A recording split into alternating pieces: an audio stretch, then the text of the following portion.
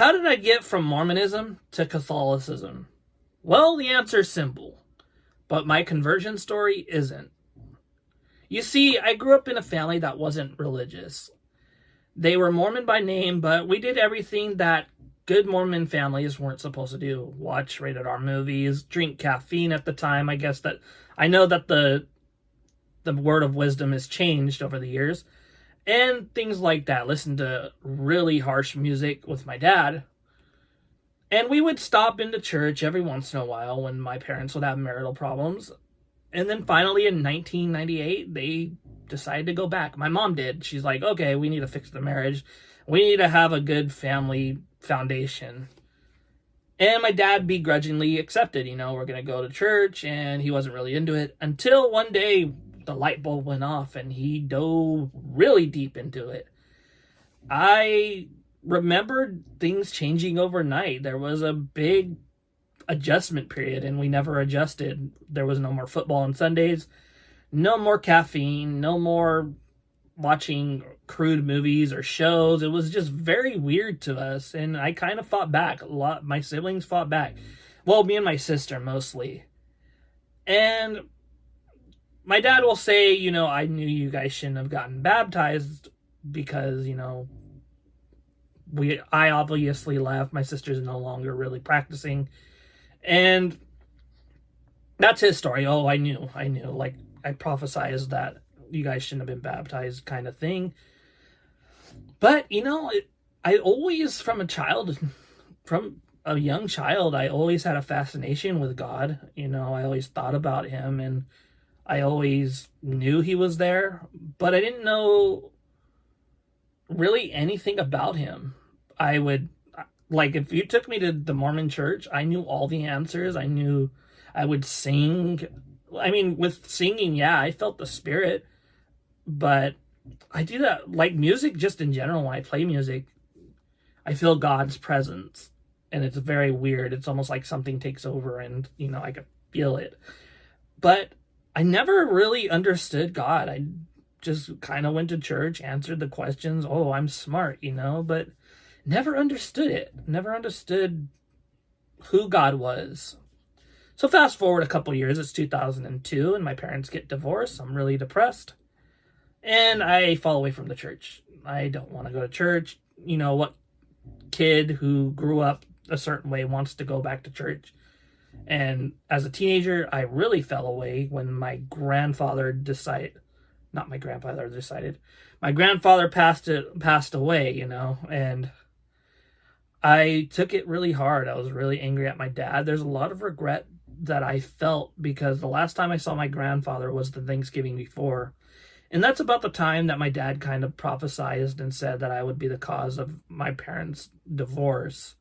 He was with his new wife already, but, it kind of hurt me as a 14-year-old to hear that and be like, okay, like, I'm the cause of your divorce. Like, all right, yeah, I could see that. Wasn't always the best kid.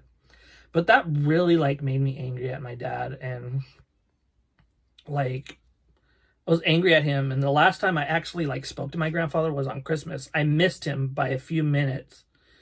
And this is a really heavy topic. I'm getting emotional just talking about it. And so I missed him. And I saw the back of his head in his white car. And I talked to him. And then maybe 7 days later, he passed away.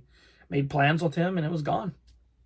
I fell into a deep depression at that time. And I was so angry at my dad. I was so angry at my mom. Just angry at everything. I hated God. I hated him. I wanted nothing to do with it. I even wrote cuss words on the Mormon church's building. I did not care. I mean, I never drank. I never smoked weed. I never did drugs. I never had sex. I didn't have sex until I was 20. But I was angry. I was an angry teenager. I mistreated my family. I mistreated my brother a lot. It's just so much anger. And every time that I would go back and try to go back to God, I felt like something bad would happen and I would just leave. Case in point, when I was 17, I decided, you know what? I want to be with God. I'm going to go to the Mormon church. Started going to activities, and I went to a baseball game and had the worst panic attack. Well, not even the worst panic attack. I've had multiple panic attacks. I've had panic attacks my whole life, or since I was 17. But the first one I remember being that bad was at a baseball game, sitting up in the nosebleeds, and I just couldn't sit there. I was freaking out the whole time. Didn't know what was going on, and that was it. I stopped going to church. I was like, I'm done. There's no reason for me to go to church. I believe in God. That's fine enough. But in the Mormon church, when you get married in the temple, you're allowed to be with your family for all of eternity. If you get married in the temple, it's called getting sealed. And there was always a part of me that wanted a sense of family. I wanted to be a dad. I want to be a dad still. I wanted to be married, and there was a sense of I want to see my family when I die, when they pass away. So I was dead set on getting my former girlfriend baptized and then getting married in the temple. Things didn't work out. And, we broke up. I fell away before we broke up again. And at that time, yeah, dude, I really wanted to get sealed in the temple. It was this big thing. If I don't get sealed in the temple, then my family will go to the celestial kingdom without me, and I'll be stuck in I was baptized in the terrestrial, I believe. I'd be stuck in the terrestrial kingdom, which is the second kingdom right below God. And so it was really devastating to me that if I didn't get sealed in the temple, then, there were certain things I couldn't do. I have agoraphobia, so it's a really hard mental health disease, and I'm doing my best to combat it. But at the time, I couldn't make it to the temple. There's a temple 20 minutes away, and I couldn't. And no matter how much I tried, I just never made it there. I've never been inside. I have a vague idea of what goes on inside. I don't dive deep into what they do in there because I don't think it's any of my business. That's their business, whatever they want to do. I have a vague idea from little snippets of things that I've heard. And I just don't care, for one. But fast forward. I am 26 years old. I meet a girl online, and we start dating, and I'm just okay, you want to become Mormon? And she's like, no, I'm a Catholic. And I was like, oh, okay. I was like, okay, cool. I could be Catholic. And then I start hanging around my dad. I love my dad. My dad's awesome. But I start hanging around with my dad, and he's like, okay, starts talking about the Mormon church. And I'm like, oh, I'm going to go back to the Mormon church. And then things just start spiraling out of control, and, we break up multiple times. And I was like, no, the Mormon church is real. And then she starts telling me, when the Mormon church believes that you'll become like God when you die. And I was like, no, I never heard that. Well, come to find out, that's exactly what the Mormon church believes. And I was like, okay, why? What's the point of God if we can just become gods ourselves? Is there an infinite number of gods? Is there a God before the God? And I was like, I asked the bishop. I went to the bishop, and I was like, Bishop, this doesn't make any sense to me. And he says, well, what do you think? And he was like, well, if you'll be all seeing, all knowing, all loving like God. And I was like, okay, it never really sat well with me. This idea was really one of the catalysts that really drove. I had a problem with it, from a standpoint that I need God. I'm not going to be a God, And so I left. Although for stupid reasons, I left to chase a girl who I thought I can get back with, because we ended up breaking up, and she ended up in a relationship. So I was like, okay, I could get her back if I could join the Catholic Church. And the first time I go to the Catholic Church, I freak out. I'm like, dude, I'm doing something wrong. I'm like, God's going to punish me for being here. This is the abominable church talked about in the Book of Mormon. And I was like, oh my gosh, I'm freaking out. And that was it between me and that girl, but I still tried for, I don't even know how long. It was stupid. But, I left the Mormon church. So here I am. I'm in this weird place of like, did I do something wrong? I took my name out of the records. I am no longer associated. Well, I'll talk to the people, like I'm still cool with some of the people, and I don't have any ill will against anybody in the Mormon church. I just couldn't get past the fact that, well, we're going to be gods when we die. And I was just like, I can't do it. Like, this is weird, dude. And lo and behold, I open up Genesis, and Genesis right in the beginning says, from the serpent, oh, you won't die if you eat the fruit. You'll be like God. And I was like, oh, okay. Well, this is weird. So a little bit more background. Why didn't I become a Protestant or like a Bible-only Christian? Well, for me, I just couldn't wrap myself around the whole, well, the world is only 4,000 years and there's no dinosaurs and they were planted by demons and Satan. And I was like, okay, that's a little strange. Okay. And also there's some like fundamental things that, like, for me, okay, I don't know if this is true. It might not be, but from my point of view, like, certain people are predestined to be saved. And I was just like, well, what about people that don't know about Christ? Well, too bad for them. And like, there's this whole predestination thing where God made people to be damned to hell. Yeah. According to Calvinists and stuff like that, like Baptists and things like that. So no, I went to Protestant churches. I went to multiple different churches, over my life, and I never really got the message. Never got the message. The message always seemed blurry to me. So fast forward, I am stuck. Either like I go back to the Mormon church, beg on my hands and on my knees and be like, take me back, let me get rebaptized. But there's just a lot of things that I researched. Like, I did my research, like, as I was going through RCIA. I was like, dude, I can't go back. The whole sealing thing, I found out there is no marriage in heaven. So I know that in the Mormon church, LDS Church, God procreated our earth. And I was like, no, that doesn't make any sense. Also, another thing that I had a problem with is, okay, so Jesus in the Book of Mormon came to the Americas to teach the Native Americans.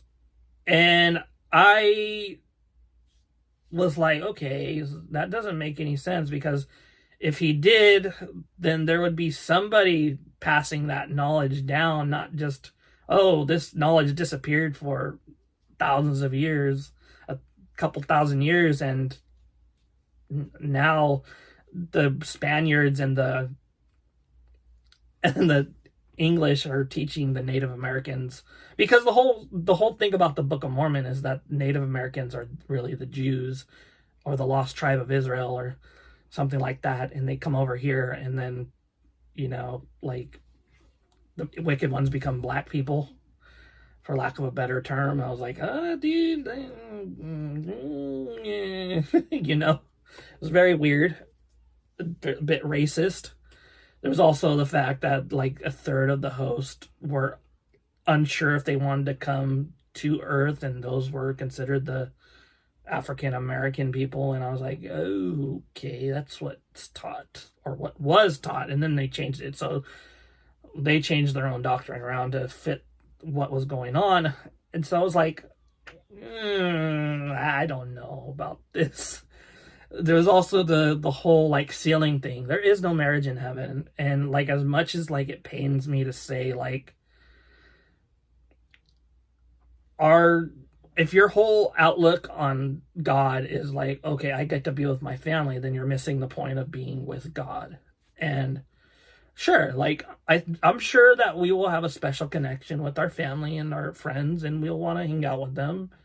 But we will have so much more than that when we go, which I'm pretty excited about. I mean, I'm afraid of death, but it's a very normal response to things. So, where am I? Do I go back? Well, there were times where I was like, maybe I should, but I can't. I can't go back. And it's not because I'm afraid to. It's because after learning so much about this Mormon church, and none of it makes sense if you really dig in, like with the whole Jesus coming, the English and the Spanish, basically teaching Native Americans about Jesus. At least with Jerusalem, you could kind of point out where Jesus died and was born. There's a Bethlehem. There's like literally so many people arguing just on the basis, the Book of Mormon could have taken place here. No, maybe up here, up north in Missouri, maybe down in South America. Nobody really knows. They have no idea themselves. Also, the Great Apostasy was a big thing for me. It was like, okay, so Jesus promised that he'll always be here. The Holy Spirit will always be with us, but yet after we started being wicked and things like that again, well, I'm going to take my church away. But you just said you wouldn't. You just said you wouldn't take your church, but yet you take your church away. Are you a liar, Jesus? And I know there's this whole spiel like, like there were still people that were of God, but they weren't, didn't have the power to baptize and things. I'm like, so what happens to those people? So God made a way for people to get back to him. And then we start becoming wicked again, and then God takes it away. Doesn't make any sense. Oh, and the whole pre-existence thing. So in the pre-existence, we had the idea that we were all spirit children. And I was like, okay, so I couldn't wrap my head around this. And it was just that, why would God create such an elaborate plan if he wanted us with him in the first place? Like, we were already there. He could have taught us. But no, he's like, no, you guys are going to go down there and you guys are going to screw up. And then I'm going to send my son, or devil's going to be like, well, no, we're going to take away their free will and all that. And then Jesus volunteers himself to die. But why would he volunteer himself to die when we're already with God? There's no disconnect between us and God that there was in Genesis and things like that. And I was like, okay, so God literally wanted his son to suffer for no reason. If we were already like, and then he tells Adam and Eve that, oh, you guys are going to eat the fruit. Like, why would you allow, like, if you already know that, why would this plan be in place? You gave them a plan to fail just so you can have Jesus die for people who failed. So that doesn't make any sense to me. So that was another thing. But why did I become Catholic? How did it happen? So I go to RCIA. I can't go to Mass to get baptized. And my godparent, Mary Shear, who passed away, I think I was one of her last godchild. We all did it at my house. It was a pretty cool experience. And maybe one day I'll show pictures. But, with me, like, first time I ever, like, saw the Eucharist, I'm like, I didn't understand it. But it's Jesus there, dude. Like, it's hard to explain, like, just being, as a logical person and someone who, like, overthinks everything. It's like, there's times in my life where I'm just like, is God really there?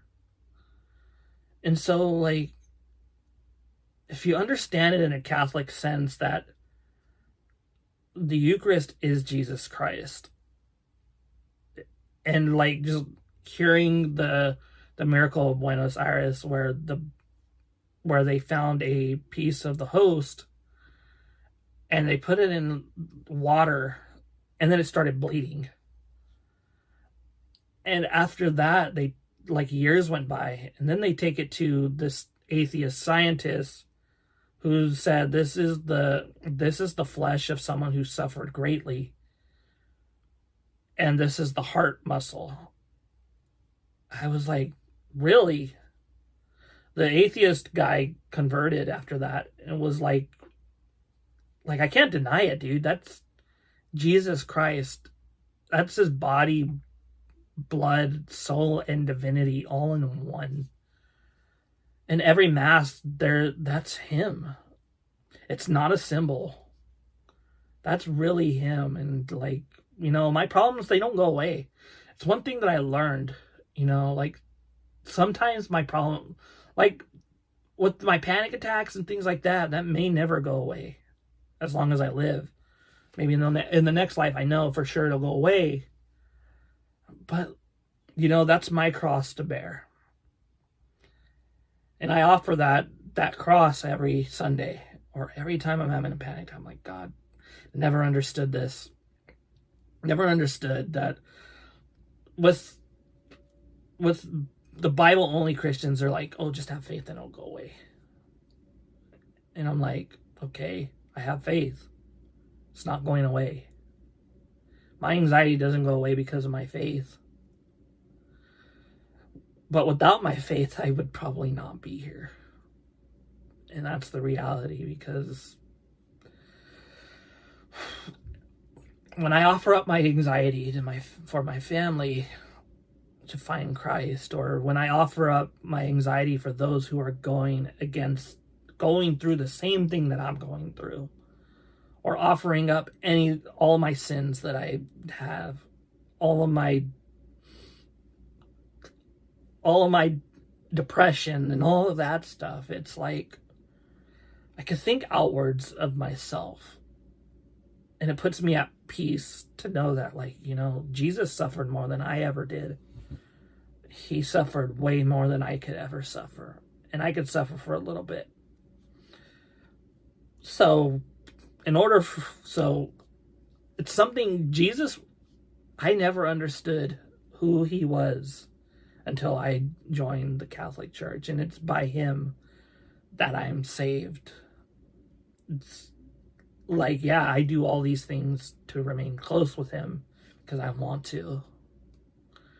I go to confession, I go receive the Eucharist, I do everything I can because I love him.